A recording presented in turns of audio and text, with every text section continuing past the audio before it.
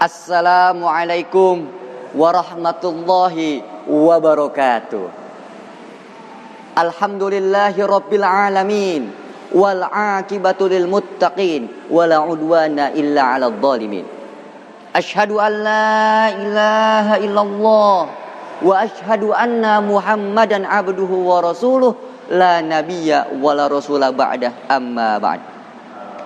Puji serta syukur marilah kita panjatkan atas Allah yang Maha Ghafur, yang telah memberikan kita begitu banyak nikmat sehingga tidak bisa dihitung oleh inspektur, direktur, tukang cukur, tukang gali kubur, bahkan tukang bubur yang dari Cianjur. Maka kita wajib bersyukur atas segala nikmat Allah dari barat hingga timur. Syukur bagaikan air mancur yang tak pernah hancur. Kita wajib bersyukur atas nikmat Allah yang kecil maupun yang besar.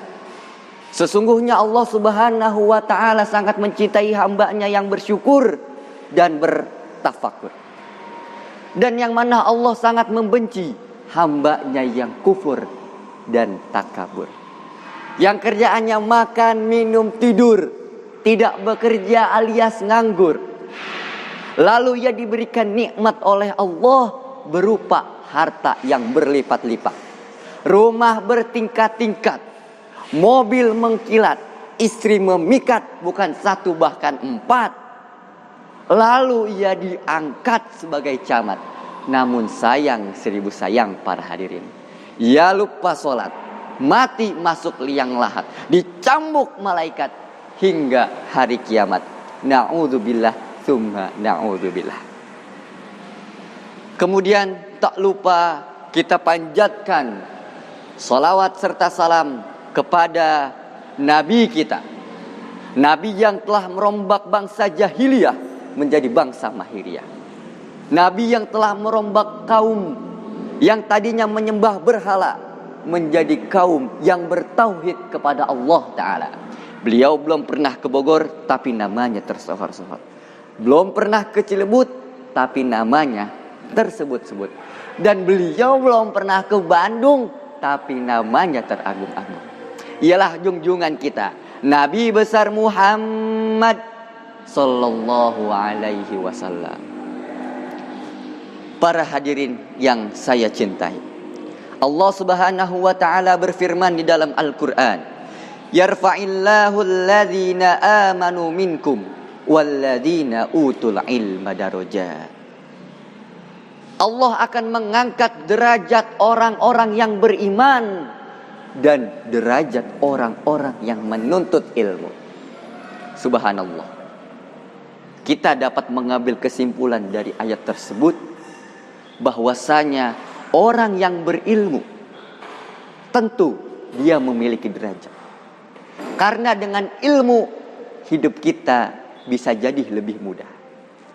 Tapi permasalahannya para hadirin, di bangsa kita ini, bangsa Indonesia, masih banyak orang yang mempertentangkan antara ilmu agama dengan ilmu sains dan teknologi, atau yang kita sering sebut dengan ilmu umum. Banyak di antara kita, di masyarakat kita yang mempertentangkan antara ilmu agama dengan ilmu umum. Padahal pada hakikatnya semua ilmu yang ada di muka bumi ini berasal dari Allah Subhanahu wa ta'ala. Ulama-ulama kita terdahulu tidak hanya belajar ilmu agama, banyak dari mereka yang mendedikasikan waktunya untuk belajar ilmu umum.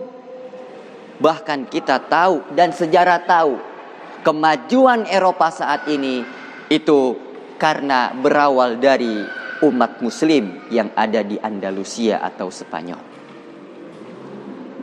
Di dalam ilmu tidak ada istilah ilmu duniawi dan ukhrawi. Ilmu duniawi dan ukhrawi timbul tergantung niat kita menuntut ilmu tersebut. Misalkan kita menuntut ilmu agama, tapi niat kita untuk diri kita sendiri, supaya dipandang orang alim, supaya dikagumi orang, supaya bisa mencari nafkah dari itu, maka ilmu agama tersebut bersifat duniawi.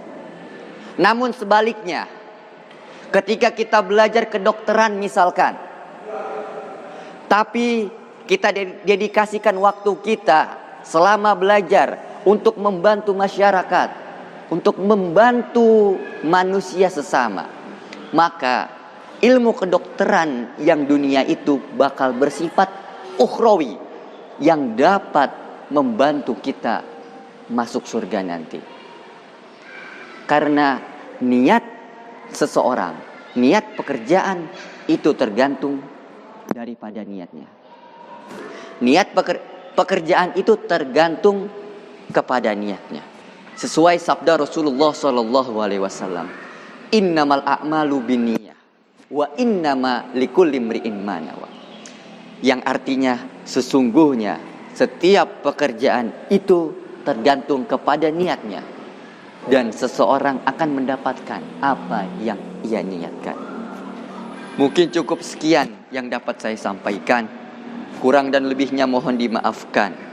Billahi taufik wal hidayah, waridha wal inayah. Wassalamualaikum warahmatullahi wabarakatuh.